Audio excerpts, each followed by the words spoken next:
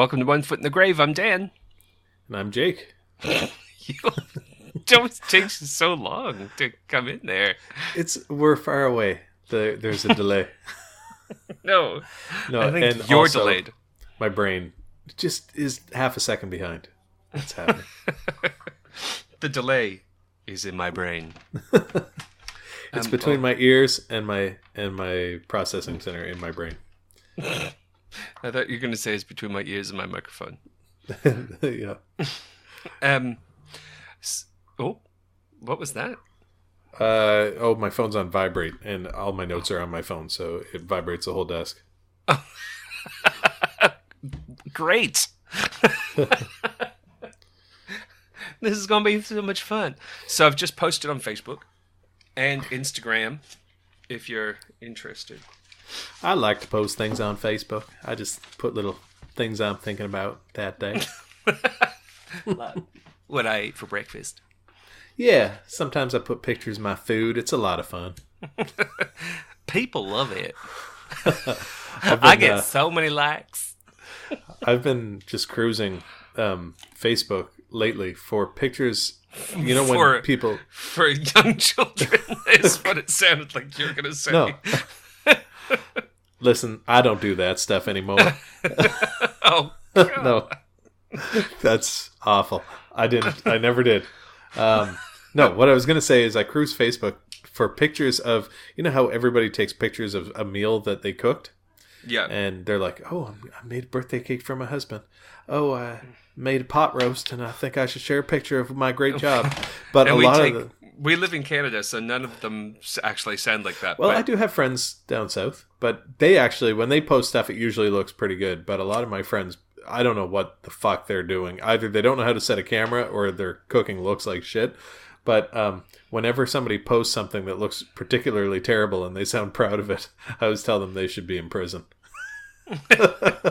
They should be in prison? Yeah. You should go to prison. That would be really good in prison. But they post pictures of like gray lumps that look like a cat fur ball, and they're like, I made what is it, like sloppy joes? I made sloppy joes for my man tonight. I'm like, oh, that looks fucking disgusting. Is it cat food? Just call them out. Why don't you have any friends? I don't understand. You're so active on Facebook. Why am I so lonely?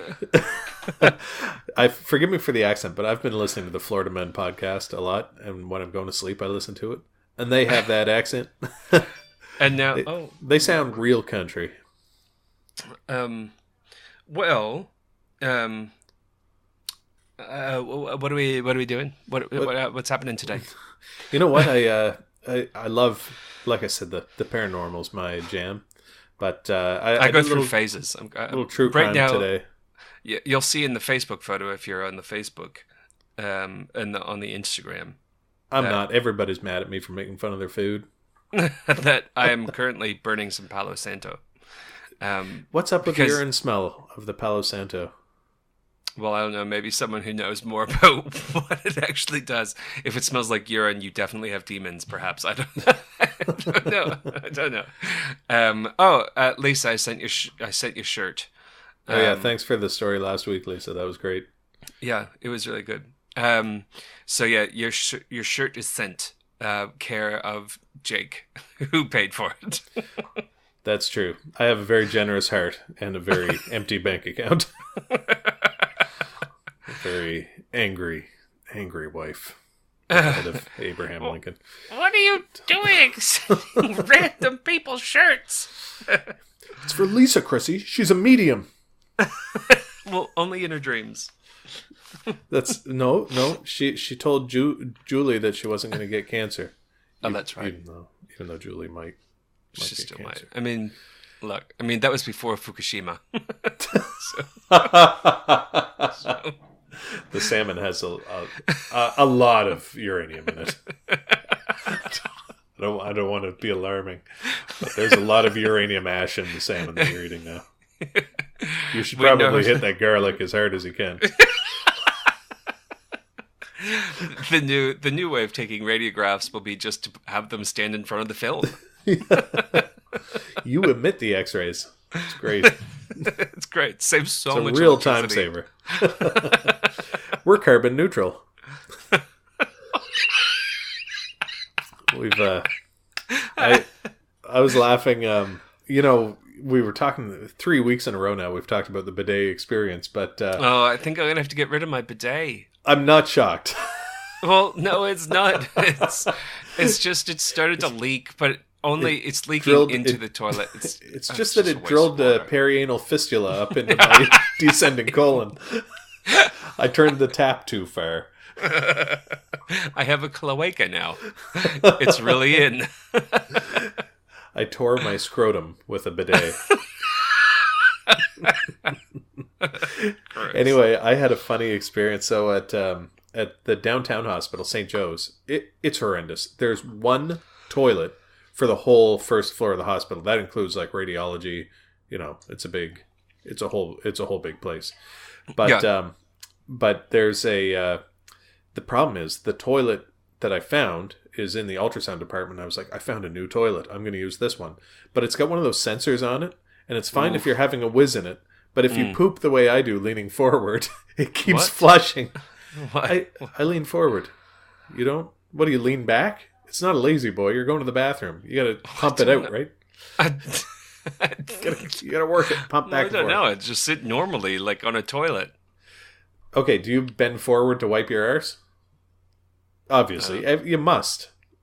Nobody's that limber.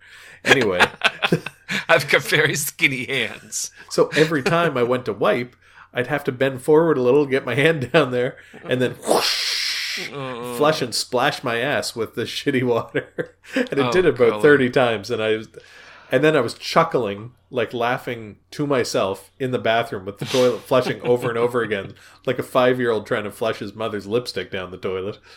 Fuck. At my place of work. It's not my smoothest. I had a terrible experience on Friday night. We had a guest speaker came, and everybody was out for dinner. It was like our New Brunswick Association meeting. And so I was sitting with this girl I work with and her husband. This one. You're gone. No one can hear you.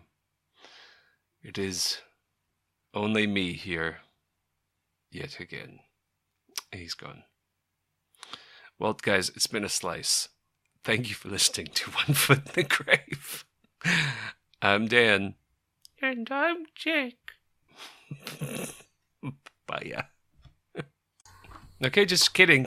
It's me again, Daniel. Why must everything be so hard? Are we keeping the first little bit there? Yeah, we'll keep that because I can't be bothered. Can't let it go. It was important stuff about a bidet. And as I was saying, I was just telling you about the lady doctor. Oh, what's this? A picture of you smudging. That's great. All right, Elon Musk. I like Caesar. He's really funny. Yeah. Oh yeah, because Elon Musk smoked weed in the Joe Rogan show. That's why that's the reference. Oh, that's the reference. Right. I was thinking about Palo Santo because one time we talked about how you would say it if you were Korean, and then by mistake I did Japanese accent. But then I was thinking, like, have you ever noticed that Japanese bosses always sound angry? So if they were like, Mr. Kobayashi, what incense? Wait. What incense do we need for this meeting? And he'd be like, Palo Santo. It does sound Japanese when you say it that way. Yeah. Palo Santo. Yeah. Just if you want to sound Japanese, say things angry, kind of whispering, and quickly. Oh, but that could be German. That could be French. Yeah, but the Germans are more like they sound friendly until they get real mean. Yeah. So what are you talking about today?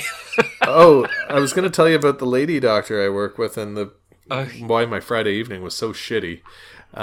So we went out to this dinner at a kind of fancy restaurant, and we were late because I couldn't find parking. And by the time I got in there, I was relegated to the table. Like, I always have to pick the people who are the most inappropriate to sit with, because then I know that I won't get in trouble for saying inappropriate things when I get drunk.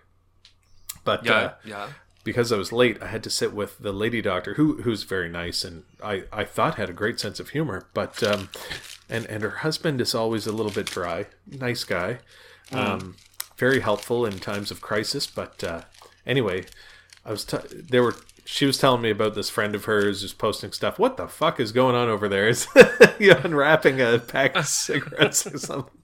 Anyway, no, just kidding. Not Palo far Santo. from the truth. Well, I got this thing that's supposed to be magic smoke from China, but it's not. You're just gonna have all the incense burning. It's gonna be wild. No, Anyway. it's supposed to smoke when you rub your fingers together. Oh, Anyway, as you were. yeah. So I was. Oh shit! I can hear myself again. Anyway, I was sitting in the restaurant drinking wine and getting increasingly drunk, and I was also sitting with the head of one of the administrative things for New Brunswick, for the hospital administrations. And I was getting drunker and drunker, and I was like, fuck, I'm going to end up saying something inappropriate. And then she showed me this thing on Facebook about a new mom who was like asking advice because she's really horny, but it's only been 5 days after she delivered, and she was kind of laughing about it. I was like, okay, I'm going to bust out a good joke here. And I told a joke that I'll just tell it so our listeners know what it wasn't that bad. So there's this doctor, and he's working in Emerge, and this guy comes in with his wife, and the wife is in a coma. She's totally unresponsive. So they take her into the examining room, and the doctor's like checking her reflexes, and he accidentally kind of touches her in the crotch, and she opens her eyes for a second and then closes her eyes again. And then he thinks that's weird, and he pokes her in the crotch again. She does the same thing. So he comes out and he says to the husband, look, this is going to sound really unusual, but I think, she's responding when I touch her crotch. I think all she needs is about 5 minutes of oral sex, and she might come out of this coma. I'm just going to stand outside the door. You go for it, and let me know how it goes. I'll keep an eye out so nobody goes in. So the guy goes in, and 5 minutes later he comes out and he's just beside himself. He's crying and he's all upset. The doctor says, "What happened?" And the guy says, "She choked to death." No. It's a pretty good joke, but the thing was, I delivered that joke, and it was just met with dead silence, and people put like their hands on their forehead, like the face palm, and I was like, "Uh-oh, I think I might be really drunk." I think I misread the room. Even Chrissy didn't back me up. She didn't even chuckle. She was just like, "Oh, Jake." Oh, Jake. And I said, "Hold on, I have to wipe this magic smoke off my fingers because it's burning me." Uh-oh. It's you have to be careful when you buy Chinese curiosities. I don't know if he knows that. If I've learned anything from the movie Gremlins, though, it's that the Chinese curiosity shop should be treated with respect. I thought for sure it was going to be safe. It was from China. Yeah, it was from a Chinese curiosity shop. The man had a wonderful Fu Manchu. Why am I shrinking? Why am I tripping like I'm on peyote?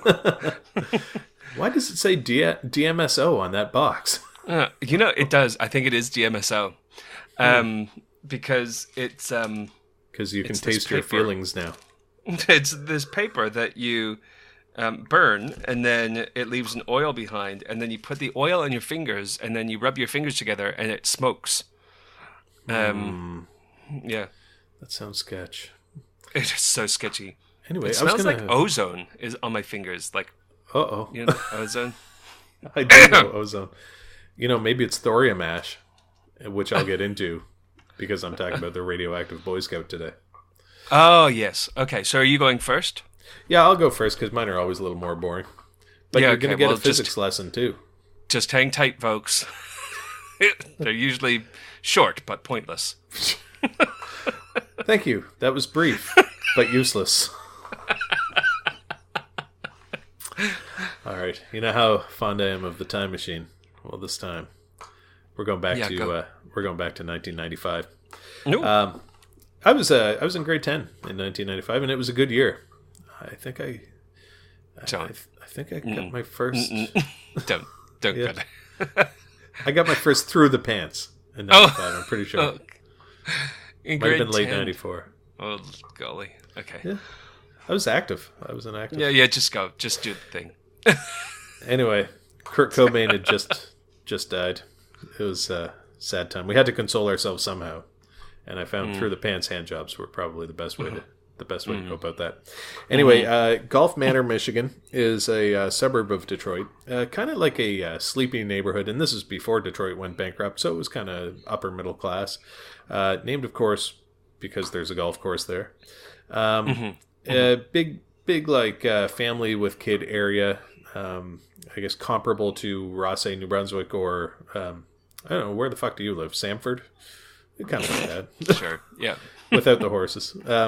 With a golf course, less animals. And just to kind of give you the end of the story before I go into the details, on June 26, 1995, the EPA, Environmental Protection Agency, descended on the neighborhood, claiming there had been a chemical spill in the potting shed of Michael Polasik's and Patty Hahn's house. They took the shed away in parts eventually. One neighbor claimed to have seen an eerie glow emitting from the shed. The real reason for the cleanup is much stranger. Oh. So David Hahn is Patty Hahn's son, and he spent every second weekend living with his mom, and otherwise he lived with his dad. They were separated, obviously. When he was 10 years old, his grandfather gave David the Golden Book of Chemistry, which we have a copy of in Dad's library. And that sent, it is thought that set events in motion. David became obsessed with chemistry, and he built a functioning, expensive chemistry lab in the bedroom of his father's house. He had like real beakers. It wasn't, play stuff. This is a 10-year-old, and he was actually performing pretty advanced chemistry experiments. By the time he was 14, he had fabricated nitroglycerin. Oh, that'd be so much fun. I know, and I just want to say, like, I did Marvin Haymeyer, a couple weeks ago, and I said he was a bad guy that I really liked, and this is another criminal who I think this guy's the bomb. Oh, I didn't mean to do that. I just really like this kid. He reminds me a lot of some of my friends from high school. Like that guy that was Yes. Remember the guy who built the functioning jet engine, and but it shot huge flames. It was amazing. He was incredible, and then he took apart microwaves to use the little. Anyway, I won't go into too much. This was before YouTube, so this was just learned how this. Yeah, this is from just being intuitively smart, which I am not, and also having like just no fear of the consequences. Like lymphoma, for example. Anyway, he ended up in the Boy Scouts, and he built one of the stories was he built a fake tanning agent from canthaxanthin, which is like a carotenoid, like the thing that makes carrots orange, and and then he ingested it himself and turned his own face bright orange. I love this kid. He's such a dingus, but I love him. On one scout trip, he blew... And then he murdered all the people. Yeah. On a scout trip, he blew a hole in his tent with magnesium that he had brought from making his own fireworks. So he was experimenting in his bedroom, and after a few explosions wrecked his bedroom, his father sent him to the basement. And instead of that was kind of supposed to be a punishment, but instead he really liked being where nobody could hear what he was doing. Hold on, yeah, keep talking. I can hear a jet engine, and things in the basement started to really ramp up. So he got jobs after school to make money to buy materials to experiment with. At one point, he blew up a glass beaker full of red phosphorus, which is the stuff in match heads. And burned his hands and needed surgery on his eyes to get shards of glass out of his eyeballs. After that experiment, he ended up moving to the potting shed in his mother's backyard. So his father had sort of set him up in the basement, and then he blew himself up, and then the father said no more labs in the house, and he ended up in the potting shed at his mother's house. No misses. Yeah. Well, he's just whacking off in the potting shed. Jeez. That's probably what they thought he was doing. Probably. There's a teenager whacking at my potting shed. I can't do that voice as well. Dang old, Hank Hill voice, man. Anyway, So he had this really strong work ethic for these experiments, and his father urged him to enroll in Eagle Scouts, which is like the next level up for Boy Scouts. And they have a bunch of badges that you have to earn, and one of them, and most of them you have to get, like swimming and camping and all that shit. But then some of them are you can opt to get them. So one of the badges was in atomic energy, and he was the only one in that troop's history to ever go for the atomic energy badge. To get it, he built a mock reactor and made a pamphlet about atomic energy and visited a nuclear medicine department to learn about isotopes. I realized that you're not listening to most of this, but anyway. No, I had to take some ibuprofen. You'll hit it on the replay later this week. Isotopes. Yeah, he was learning. He got the atomic energy badge from Eagle Scouts. It was a big deal. He was the only one in the troop to ever get it. So he, after learning about atomic energy, he decided that he would build his own nuclear breeder reactor in the potting shed behind his mother's house. Just the fucking awesomest thing ever. I bet I could build a nuclear reactor in the shed. So And he did. A breeder reactor basically, very simply, creates more fissile material than it consumes. They're quite dangerous because they breed more fissible material for, it's basically a chain reaction that if you don't control it, becomes critical, right? Like Keanu Reeves. Yes. Or, yeah, anyway. Because of the potential for criticality, they are prone to partial meltdowns. They used to use breeder reactors like in industrial nuclear plants, but they stopped doing it because it's too dangerous. So, anyway. And and for those of you who are in physics heads, fission is just when a neutron combines with the nucleus of a radioactive isotope, making it unstable, and then the nucleus breaks apart, sending more neutrons and alpha particles out that collide with more nuclei, and then they break, and that's what we mean when we say chain reaction. Essentially, though, to build his reactor, David, I'm reading my own notes. I did good notes here. It's like, I wonder if everyone's going to understand fission. Now you know nuclear fission. Now you're all geniuses. And back to David Hahn, the nuclear Boy Scout. So to build his reactor, David would have to acquire a bunch of radioactive materials. And to do this, he pretended to be a college professor and wrote letters to the Nuclear Regulatory Commission, the American Nuclear Society, and the Edison Electric Institute. Nobody of all the people he called double-checked his credentials. The NRC walked him through the process of obtaining and isolating nuclear isotopes. So, by researching through his Boy Scout material, he realized he could find radioactive material in smoke detectors that use Americium-241. And you know what they do? All a smoke detector does is it has this little dot of radioactive Americium-241, which is, a fairly unstable particle. And as it decays, it shoots little beta particles across a reactor. And when smoke gets in the way, the beta particles hit the smoke particles, and it doesn't see it on the other side, and then it sets off your alarm. So there you go. Now you know how smoke detectors work. Well, it worked because now they've changed that. They don't do that anymore. Probably because of David Hahn. He used old clock loom, which is radium. You know, the stuff on old watches? Yeah. This is quite cool, too. I just read a thing about that. The radium women during the war. Yes. Who were they used to radium. They used to lick the tip of their paintbrush to get it really straight, and a lot of them got throat cancer. The old radium dip. The old It wasn't as satisfying as Copenhagen, but my God, did her teeth glow at night. And this is one I didn't know, camping lanterns. So thorium dioxide is in camping lanterns, and it's a metallic salt they use to make that cloth bag that goes around the flame. And when you think about it, like, I always wondered how the flame is so white.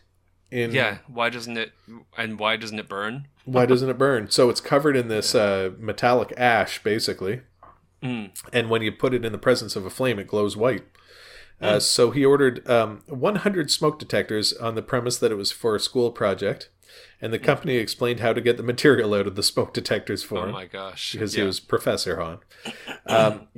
And then he took it all out and he welded all the Americium-241 together. and he housed it in a lead casing with a little hole punched in the end, creating a neutron gun for a nuclear reactor. I love this guy. He's fucking crazy as hell. He's only he's 18 at this point, right? Yeah. So then, and sterile. Well, when you look at the pictures, you should look it up. His skin is so fucked by the time they found out about it. He definitely looks like he has radiation poisoning. And he's got very thin hair for an 18-year-old. Yes. But moving on, he extracted all the thorium from the camping lanterns and radium from luminescent clocks, and he was able to order uranium from Czechoslovakia. Because why wouldn't you be able to buy uranium? Have you ever seen on Amazon, there are funny Amazon reviews? Some of them are for uranium and plutonium that you can order as part of a science kit. And the guy says, I ordered this uranium-238 from Amazon, and I didn't open the box for 236,000 years, and now only half of it's there. And he got barium sulfate from the radiology department at the hospital. Now, barium is the stuff you drink when we do GI tests. Yeah. So yeah, if anybody went in and asked me for barium, I'd just give it to them. I would assume that they were doing a test on their gastrointestinal tract and not building a breeder reactor in their potting shed. Yeah. So we sent lots of people home with that. Anyway, he basically what he did, he made a core of americium and radium and then wrapped it in a blanket of thorium ash and uranium powder, patterned with carbon cubes, so in a really specific pattern. And he, of course, held the whole thing together with duct tape. And then the reactor went live. Unfortunately, because he had no way of controlling the levels of criticality and the number of events occurring in the reactor core, the level of radioactivity quickly rose. And he was able to detect radiation from his reactor 5 houses away from his shed within a few days using a Geiger counter. And he worried he might be endangering the public, so he decided to dismantle the reactor and separate the core. He basically started taking the whole thing apart and loaded it in the trunk of his Pontiac. And weirdly, he was doing that at 2:30 in the morning to avoid exposing anybody. But a neighbor saw him and thought that somebody was stealing the tires off his Pontiac. And so they called the police, and the police showed up at 2:30 a.m. And he said, and they realized it was his car, but they said, we have to search your car because they saw him loading all this stuff in it. And he warned them, it is radioactive. So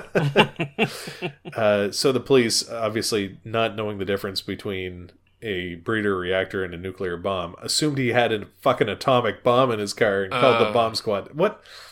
That's such an overreaction. I would just be like, well, let's just get a distance and then call the Environmental we would say, Protection Agency. What kind of radioactive? Yeah. Yeah. Exactly. Yeah. But I mean, you could have a single fire smoke detector in there, and it would be radioactive. Yeah, or a watch with radium on it. But in their defense, I don't think nuclear physics is part of the standard police training. No, they're like, probably not. You have to be able to slide a car sideways, jump across a hood in a cool way, shoot a gun, looking awesome, and that's it. Oh yeah, and hands up, don't shoot. Those are the only things to remember. You have the right to remain silent. Anything that you say and do can be used against you. They read it off a card. They don't even need to remember it. Oh, well then there you go. The big test is probably like, okay, left holster. And they're like, pistol. No, taser. Fuck. You're being held back. Yeah. Try again next month, Jimmy. You'll make detective one of these days. Anyway, the levels were 1,000 times the normal background radiation in his car, in the Pontiac, by the time the police found him. That triggered the Federal Radioactivity Emergency Response Plan. Oh my gosh.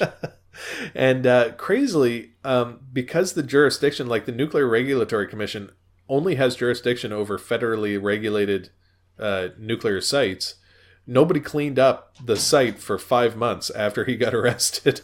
So they continued to expose the neighbors to massive doses of radiation. Mm. Eventually, the Environmental Protection Agency showed up to dismantle the potting shed, and they took it apart in pieces, and they called it an imminent danger to health, welfare, and the environment.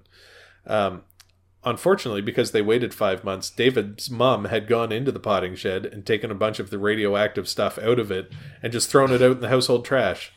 So it's estimated that 40,000 people have been exposed to hazardous levels of radiation. Oh. And I just made a note here. When he was arrested, his skin had a very unusual look. They offered to do a physical exam to assess the level of radiation injury he'd suffered, but he refused, not wanting to know how bad it was. And sadly, he ended up joining the Navy, but he never really, I don't feel like... Did he get arrested? Did he go to jail? He went to prison. But, I feel like that's such a waste, because this guy is clearly like way beyond genius level. And they really should have said, somebody in a black suit should have come in when he was being interviewed and said, "Son, come with me," and then it would be like Men in Black. Yeah. Like, there should have been a great story about it. Instead of that happening, he died at age 39 of alcohol poisoning. Oh my God. I feel like we really let this guy down. But anyway, David Hahn. I mean, if it was alcohol poisoning, it was kind of his own fault too. Well, in a way, but I'd be... Like, I'm sitting here genius drinking scotch right now. A genius should know when to stop drinking. Again, I like to think of myself as smart, but really not that smart. And I'm sitting here drinking and thinking, yeah, life is a fucking disaster. Let's just drink. So I can sympathize. I can sympathize with the guy. But anyway, that was my story. I like David Hahn. I thought he was a cool dude. And he never meant to hurt anybody. I think that's why I like him so much. He was just curious. Curious like a cat. Well, how long did he go to jail for? I don't know. I don't think long. He was a juvenile. I looked up pictures, and he had like pocked skin. Yeah. Yeah, he looked really, really odd, and not like acne odd. Like, like you've burned your skin with thorium. You've been looking into the pinhole. Yeah. Helium particles have torn apart your face. I'm taking a very different approach to this podcast. I'm talking about botflies. So the botfly starts as a larva, and it lays eggs on the legs of large ruminants, which then ingest those eggs, and the bots hatch inside. Thanks for listening, everybody. Yeah. No, I'm going to do the Sallie House. So, I've heard of the Sallie House. Yeah, well, I mean, I heard of it from BuzzFeed Unsolved. I was going to say that's where I've heard of it. They have a whole documentary about it on YouTube, so I watched the documentary. So hopefully I'll give shed a little bit more light on the old Sallie House. So this is an investigation by Robbie Thomas, not Rob Thomas, Robbie Thomas, who and this all happened in Kansas, and I've written on the top that it was Atchison, Kansas. Okay. So first of all, why is it Kansas and then Arkansas is not Kansas, Arkansas? Oh, yeah. I'd something like that. I never thought of. I'd like that to be answered for me, please, internets. I always thought calling it Arkansas. Arkansas. Kansas. Ew. It sounds like you're talking about Kansas. No, it's Kansas. Sassy City. They got the Kansas City Royals. Oh my God. They play a lot of good baseball there. So this got the all occasional happens tornado. In the birthplace of Amelia Earhart. So already it had like a few fans associated with it. And then this house, which has been dubbed the most haunted house in North America, came into the light, and people started to travel there to... Whoa, what's going on? Is your dryer going? Oh no, we're working on the heat pump. We're working on the heat pump here, and it's... Let's just hope that cast post-production will take care of that god-awful noise. I sincerely doubt it. I'm just going to turn that away from the... There we go. Oh, Continue much better. as you were. Is the Sallie House the one built by the Winchester heiress? No. Okay. No, so this one was built between 1967 and 1971. But the people I'm going to be talking about, I think it was sometime recently, since Color TV. Sometime between Color TV and Apple TV. For reals. Just want to set the scene. It's the Pickman family, and the majority of these things happen to the man of the family, Tony Pickman. So they moved in. A man bought the house. I don't know. You're being a little bit gender binary there. Oh, sorry, Mr. Mrs. I don't know if the lady doctor I work with would approve. It's very progressive. Well, initially I thought that this house was built on top of an Indian burial ground, and then I realized that no, it's not. But Robbie Thomas found an Indian burial ground in Ontario and helped people find 5 bodies that were missing, as well as a missing kid that was lost in Ontario. See, he's a Canadian guy. Robbie Thomas, who lives in Atchison, Kansas. He lives in Canada. No. Okay. No. Just you're gonna have to bring this full circle, big dog. I'm not sure what's happened. Robbie Thomas did the investigation and of the Sallie House in Matchbox 20. Oh, that's why I thought about Rob Thomas. I thought it was Rob Thomas was the guy who did the house with 1,000 bodies or something. No, that's Rob Zombie. Rob Zombie. The House of 1,000 Corpses. Yeah.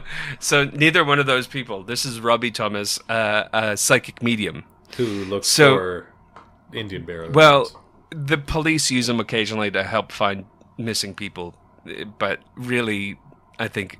Well, first of all, he helped find a body of a missing kid in Ontario, and for me, that makes him like suspect number 1. Absolutely. Every time they say the medium helped us find the body, I think the medium killed the person. Killed him.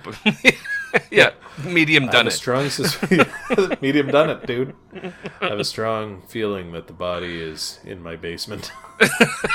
That's amazing. How did you know? Oh my goodness. You're amazing. No. You're just making those sounds with your mouth, Robbie. No, that's how I do my magic powers. No, chick. So back, sorry, Lisa. way I'm back. Sure so we're going back to 1906, and the Sallie House was owned by a doctor. I think it's Dr. Finney. Okay. And a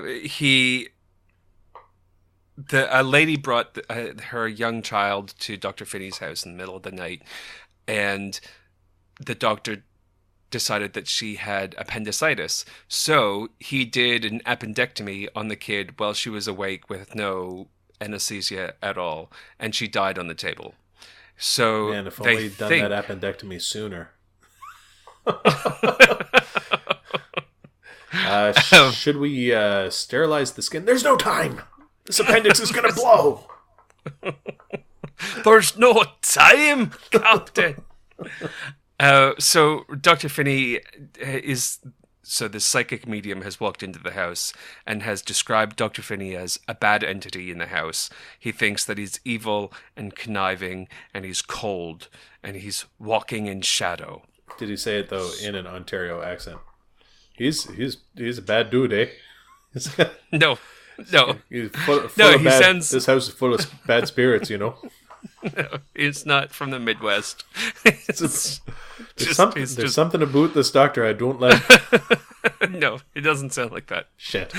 So that would be a great way to sound as a medium. So people who have lived. Oh, Mom's here. Say hi to Mom. Hey, she Mom. can't hear you. Yeah, right. She can't hear you. Hi, Jay. Hello. That's bad language. So people who have lived near the Sallie House, so the people around that was also Mum. No. So the neighbors, basically, have had nightmares, multiple nightmares. And at one stage, the mum went into her child's bedroom and all the hairs stood up on her arms. And the kid was under his blankets with his eyes just poking out. Poking out. His eyes were poking out, you hoser? And he was pointing up at the ceiling at the entity as it was flying around. So that's happened. That's a gosh darn phenomenon right there. Yeah. Yay. So then, not learning her lesson, she went over again. And someone was with her and they were like, can we go look at the Sallie House? And she was like, sure, of course you can. And they went over and she was like, you can't go in, but we can look through the windows. And she was looking through the windows and something grabbed her from behind. Mm-hmm. Now, to start off this investigation, Robbie always does a cold walk through the house. And he, this time, brought his, get this, that was Mum. Yeah. Get this. Yeah. A spirit-sensing dog. Oh, yes. Mm-hmm. Psychic dog. So, yeah. Psychic dog. Robbie's got his psychic dog there, and they're going to come over and have a look at the house if that's okay with you guys. Yeah, they're just going to do a cold walk-in, eh? You guys just make yourselves comfortable on the Chesterfield, and we'll have a look around. Oh my god! On the Chesterfield, eh? I'm just going to take the psychic dog around with me if that's all right with you. So he goes upstairs, and in the main bedroom, there's a cupboard. And the dog won't go in. Now, from a veterinary perspective, dogs just won't go into those types of places. So this is a spirit sensing Great Dane, and yeah, it would not go in the cupboard. It wouldn't go in. Like, dogs are not going to go into somewhere where they can't just turn around and walk back out. So the dog's like, hell no, and they're like, this is a hot spot. This is a vortex. This is the big one. I think there's a vortex in here, eh? The dog won't go in the cupboard. When Robbie Thomas went in, he could sense a kid, 12 to 14 years of age, being put into that closet. The child was crying. The appendix was right swollen. Then they went into the basement, and he sensed the touch of two small girls, which I thought that's creepy in its own. So yeah. Creepy. But not like, ooh, spooky, creepy. Like, don't do that. Yeah. He said that. No, it wasn't in a weird way. Eh? It was just like they were touching me on the back kind of thing. They were pulling on his pinky, and he was getting two names. One was Anna, and one was Emily. Elsa. Yeah, they were telling him psychically that he will get in trouble if he goes down there. Don't go down there. Dad's down there. Yeah. And a guy that this fella brought along with him had a very sensitive microphone to pick up EVPs, and he picked up an EVP while Robbie was talking, and it said, but they subtitled it as "He's the Devil." So, I hate when they do that. Yeah. Yeah. It's like, did you hear them? Yeah, devil. Devil. Rob then closed his eyes and could sense orbs. Now, while he was sensing the orbs, another EVP was heard that he's in power. Check Yelp. was the lady of the house standing in front of him when he had his eyes closed with his hands out? She was like, "No, those aren't orbs, Robbie." He was. Oh, I'm sorry, Mrs. basement. Fletcher. I was looking around for orbs. I didn't know you were down here, eh?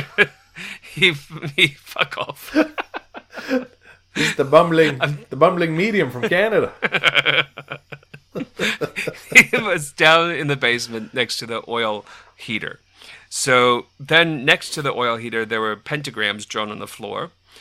And previous tenants, I think, had tried to do devil worship. Seance of some kind. Yeah, some shit. Then there was another story that came up during this documentary. And a dresser was spinning around. And he was thrown 3 feet off the ground. So this is when the Pickmans moved into the house. And they also saw a shadowy figure getting up from a chair in the living room from outside the house. So they still decided to go in, and the feeling of the house was different. The owner started to feel sick. They went to the master bedroom, which is, again, the hot spot, right? Another hot spot. And a dark figure threw him 3 to 4 feet while the wife was smudging. No joke. No way. Yeah. So, I mean, the smudging, she was using sage. So I think probably if she was using Palo Santo, then he probably wouldn't have been thrown 3 to 4 feet of the ground. But that's right, because it's she holy was saging. She was saging the windows. So that just gets rid of all the energy, not just some of the energy, where Palo Santo brings positive energy into the house. It could have been an evil spirit, or we could have been tripping out on heroin, but one way or the other. He fell. Some shit happened and he busted his front tooth. He flew so far, well, it pushed him so hard that he flew out of his boots. I've written here, stroke, perhaps? Yeah, I'm just going to say, on a Mythbusters episode, they tried to test if you can get blown out of your shoes. You cannot. You cannot. No. Well, I mean, maybe it was they were using... Off. Maybe that was it. Regardless. Yeah. I mean, yeah. He felt as though something was holding him down, and his sister, I think, was... something, by the way, came up. Is called gravity. We all fall as though something's holding us down. His sister said, "I demand that you release him in God's name!" And then he was released. They described it as the real deal of haunted houses. Huh. So in this documentary, these people legitimately look scared. Now, this is at this point of the documentary. I'll tell you my conclusions at the end. Okay. They were, again, sitting around. His brother was over at the time, so Tony Pickman's brother was over at the time. They heard some commotion upstairs. They went upstairs, and all the teddy bears were arranged in a perfect circle. Around a picnic basket. No, they were just on the floor in a perfect circle. They put them back, turned the lights off. They were walking back downstairs, and the light went back on. And when they walked back into the room, the bears were back into a circle. Weird. So, yeah, pretty freaky stuff. If it's real. I hate your chair. I'm sorry. I'm rubbing my foot because I have plantar fasciitis. Oh, no, you've got a fungus. Let's be real. Yeah. So Tony Pickman and his brother said, "We're going to take a picture and do something to the entity." So whatever was in the house, they were kind of taunting it. They said, "We're going to take a picture." And a teddy bear started spinning on the table. They got the picture, and the teddy bear was just a blur. Ooh. Then Mr. Pickman felt like a wasp had stung him. And 3 scratches on the dude's back were then seen after he lifted his shirt. Then they left the house. The TV, the ceiling fan, lights, everything was starting to turn on and off. Picture frames were found to be hung upside down. Candles that were unlit started to melt. A rose was seen smoldering and smoking. And when they came closer, they saw Chinese that finger powder on it. Probably. It still smells on my hands. They found it burning from the inside. A teddy bear burst into flames in front of them. So 6 months into the lease, in June 1993, there we go. It happened in 1993. Okay. So, between color TV and Apple TV. We're right. Yeah. Barbara O'Connor, who is a psychic and a friend of the family, was the first psychic into the Sallie House. She picked up on Sallie as the entity's name. The Pickmans were the second family to be haunted in this house. I don't know who the first ones were. Don't ask. Don't at me. Right. Pickmans were the first tenants for the owner, who was Les Smith. He has sightings, so he was a skeptic, but he said he was walking through the house 6 months into the lease, and Les, who is the owner of the house, who is leasing to the Pickmans, said, "Sallie, let me know if you don't want people here. Just, I don't know, ring the phone twice." And then he left the house and let it go. And the next day he went back into the house and the phone rang and he picked it up and there was no one there. Then he put it down and it rang. He just left it. It rang twice and didn't ring again. When he picked it up, just static. Just static. Them ghosts they're good at listening to instructions. Yeah, they know. They didn't want anyone there. You know what this house needs? A Dutch medium. Oh, doesn't it just? Yeah. Yeah. You make mine mediums Dutch. Yeah. They're very efficient. Yeah. So he called his friend Father Thomas. Don't know the first name. Different Thomas. Yeah. He was a friend, and Father Thomas said, "Don't mess with the paranormal." So then a couple of paranormal investigators, who also were policemen, came to the house. Don't mess with the paranormal. Sounds good, Father Thomas. Take out the cell phone. I'm looking for paranormal investigators. Yeah, can you connect me to the paranormal people? I'm looking to have a seance in my paranormal house. So these guys, this is the stupidest fucking thing I've ever heard. So they were upstairs in the hotspot room, and they were taking notes. Where the dog wouldn't go in the cupboards. Yeah, and they were taking notes, and one of the guys had a clipboard, and there was no wind, all the windows were closed, and the paper started flickering in the corner. 3 guys saw it, and then someone in the crew of a paranormal investigation television program said... They're lucky they were there. They said, "She's here. She doesn't like the uniform," talking to the policeman. And so he said, "All right, then I'll leave." And he left. Then... That's just poor police work. The crew of the media, the paranormal doesn't like your uniform. All right, it's getting close to lunch anyway. Show. Yeah. They saw 3 scratches, so they decided to film Tony Pickman, who was the main sort of victim of these paranormal haunting things that happened. Right. So he had the 3 scratches on his back. Then his entire back was covered in scratches. His front started to get scratched. And they took the camera and they filmed for 9 minutes straight. And they said that they could see the scratches forming on camera on this uncut footage. I swear, honey, it was from a ghost. I wasn't having rough sex with hookers again. Well, I've put on here cutaneous larval migraines. So I feel like they went to the beach, they were lying on some dog shit, and they contracted hookworm. Yeah. So the scratches were forming on the camera. They didn't show this on the documentary. Oh, that'd be too upsetting. I feel like if this was good footage, true, they would have showed it, and they did not. Then that same policeman that was asked to leave earlier in the day went back into his car with his buddy, and they were in a truck, and they were going to do a drive past the house, and the lights on the truck went out immediately as they approached the house, and the radio just went to static, and that was about 23 meters from the house.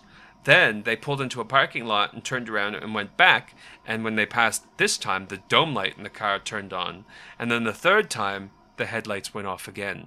And it was one of those pull button headlights. So either one of them was having a game, because when they went to look, the button was pushed in and you have to pull it out. Pull button headlights in 1993. Something tells me it was just an old car with bad wiring. Yeah. Yep. So over time in the house, Tony Pickman had declining health. At nighttime, he would hear whispering. As he got older, his health got worse. No one could explain but it. With multiple voices. So, like, he describes it as, like, 6 people whispering in his ears at nighttime. And he had scratching in the walls, which is pretty much what I listen to at night. All the time. Yeah.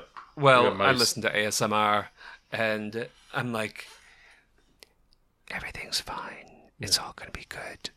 So that's and then like I need to measure your inseam for the new pair of pants you bought today. Yeah, like a little bit of mic scratching, a little bit of mic scratching, a little bit of mic scratching. I'd be like, "Oh, thank you. You knew exactly what I needed." Thank you, Sally. But there was nobody who was named Sally who ever lived there, right? Never. They went back. No, they think maybe the kid whose appendix popped they took out was named Sally. Yeah. But anyway, the Pickmans thought that eventually it would stop. But then Sally started to appear to Tony in physical form. So the first time Tony saw her, he was getting a glass of orange juice in the kitchen, and he turned around and there was a little girl dressed in 1800s garb in the kitchen. Always in the 1800s garb. Yep. Never wearing a Nirvana t-shirt with a nose ring. Like, yeah. It's just... Bitch, I'm dead. Then the second time he was asleep and he heard the whispering and the scratching starting, and he was in his bed, and dust like particles started to accumulate around the window, and then eventually they converged into a woman. The woman came towards him and her hands became outstretched towards him, and she said, "I'm going to," and then she disappeared. Then they moved out of the house. What if she'd been gonna give him an NHJ? No, he left for nothing. That's like on Ghostbusters. I haven't seen the Dan new Aykroyd. One. I haven't No, seen the no, it's the old one. Oh yeah. Dan Aykroyd. So this psychic investigator, Robbie Thomas, brought along his EVP friend, and they used a parabolic microphone to listen for EVPs in the house. And he said, "Do you want me to?" Speaking to the ghost, they said, "Do you want me to bring in the clergy?" And Tony, who had been brought back into the house, started screaming, and he lifted up his shirt, and he had singed hair and scratches on his tummy. The other Tony. Father Tony. No. This is Father Tony Thomas. Pickman. Oh, yeah. They Tony. brought him back into the house to do, just to talk to the ghosts again. But here's the thing. None of these things were ever happening to Mrs. Pickman. And I just think that Tony Pickman is a big old liar who really liked the attention that he was getting with all of these haunting things. Because, I could fake that shit. You can cinch the hair. You could cinch the hair on your chest before you go in. Before you go in, and give yourself a few little scratches, and then say, "Oh, it's like a wasp. It's like a wasp stinging me. Oh no!" So, and then the other guy's like, "Oh, we got to get this on film, eh? This crazy shit we're watching now." Yeah. So I just feel like it's just got to be complete bullshit, and a little ridiculous.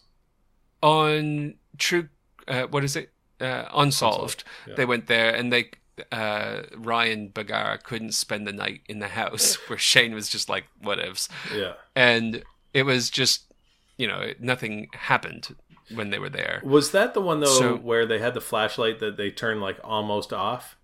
And they leave it, and they're if you're here, turn the flashlight off. And then it flicks off. Yeah. And then he's like, what are the odds? And he's like, all right, well, now turn it back on again. Then it flicked on. He's like, fuck me, get me out of here. Yeah, well, Shane just laughed. I hate the sound effects they use in that, because I can't watch it when I'm going to sleep, because it wakes me up over and again. Over and over again. It's like, when the flashlight comes on. Yeah. No sound effects, please. So I guess this leaves us with two questions about the Sallie House. Is the Sallie House a portal to hell? Probably not. No. Is it a flash from another world? No. So there's so there we go. Sad man starving for attention on the other end of the Sallie House story. Weirdly, I mean, this stuff is spooky, but I've been reading about this family that escaped ISIS to go to Baghdad, but because they were Sunnis, the Shiites dragged the whole family out in the street and shot them in front of a school in the playground. And I was like, there's a lot more to be concerned about than... Yeah, you don't hear them going, "Oh, I saw a ghost." Yeah, they're like, "Oh, there was the dust coalesced just before the guy knocked on the door, dragged me outside, and cut my hands off." And drilled into my temple with a according with a Black and Decker, according to the movie American Sniper. Yes. I'm undecided whether that movie was unnecessarily racist or because ISIS obviously not good. Not great. Just generally bad people, I think, on a bit of a rampage. But, that movie, when you watch the scene, like the Black and Decker scene where he's drilling a hole in the kid's head, you go, why do that? I think that's a waste of resources. I don't know. Well, I mean, it was rechargeable. No, that's true, but, you're taking your time. He shot him, right? This American Sniper guy, Chris Kyle. No. No. He got him in the end. No, he done it. Chris Kyle done it. Chris Kyle done it. No, but he did get the really good sniper. Yeah. I read the book. Yeah. The book was great.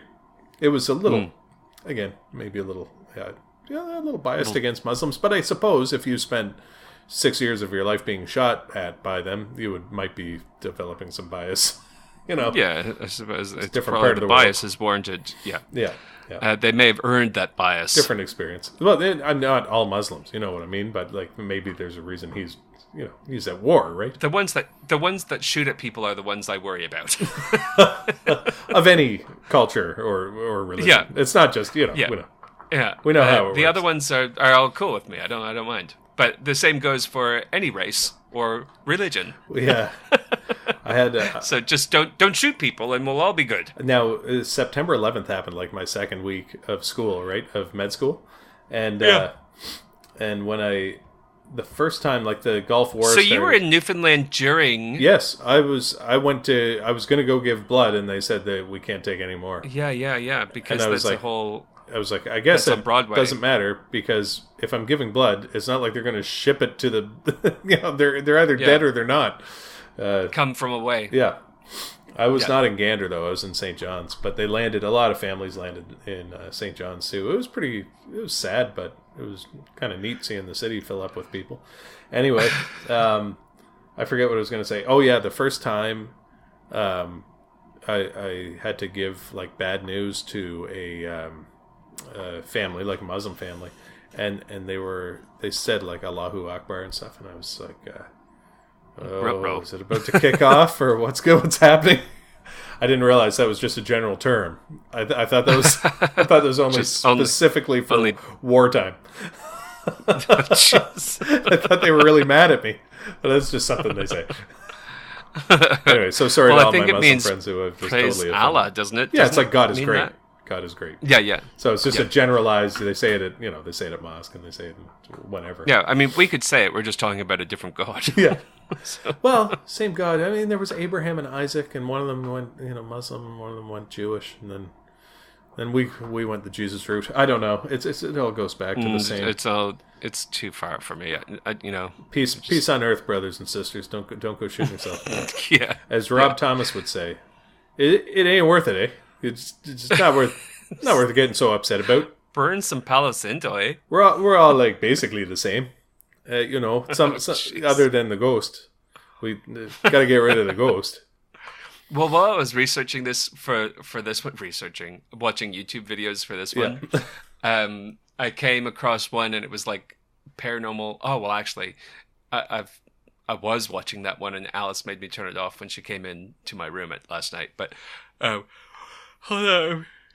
Getting so excited, I'm going to yawn. Yeah. It's a pretty good podcast, eh? It's very It's paranormal caught on camera, and I was like, "Oh, this will be good." But there's one in King Henry's Castle in the UK. Oh yeah, and it looks pretty legit. That there's like a phantom opening these fire doors that they keep trying to close, and this entity keeps opening them.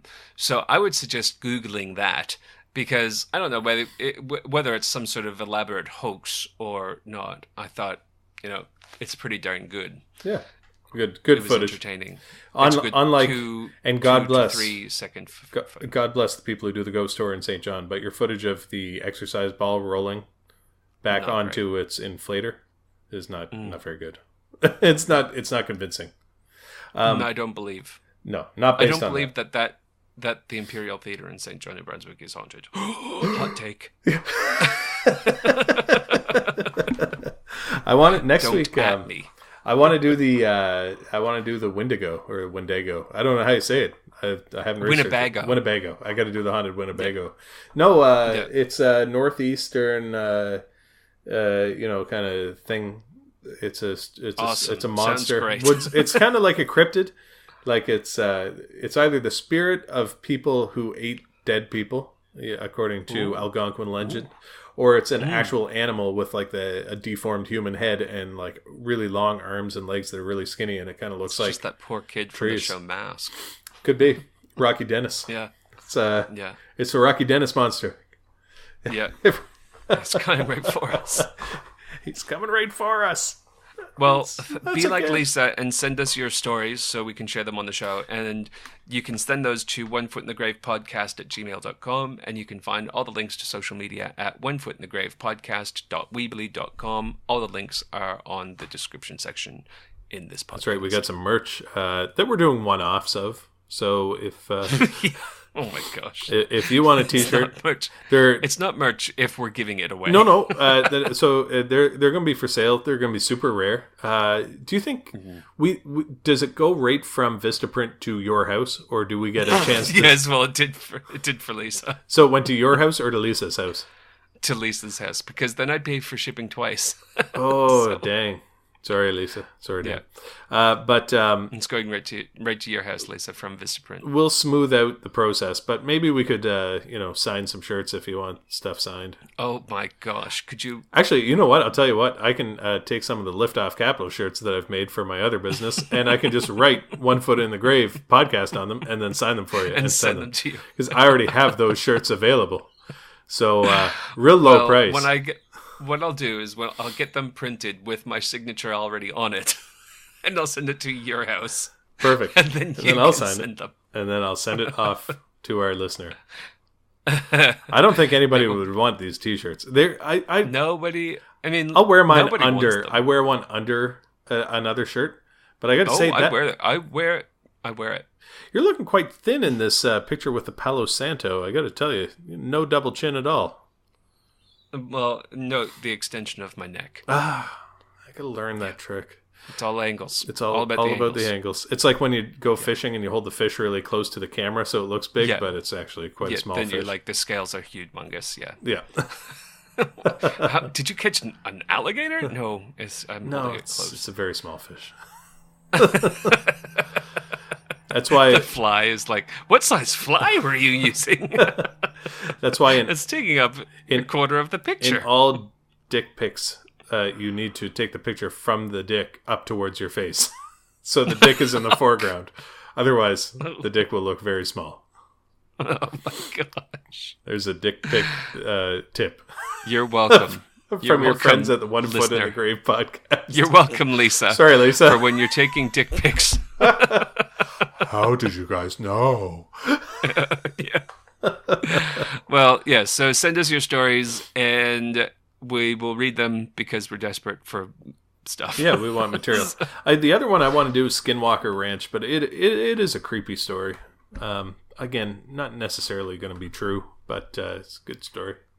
Good. Well, I mean, the Sallie House is definitely true. Yeah, so everything we've talked about so far has definitely happened, for real. The Transdimensional Traveler last week, definitely, 100%. Definitely. Mm-hmm. Yep. So, send us your true stories, guys. We'll talk to you next week. Yep. So long. Bye.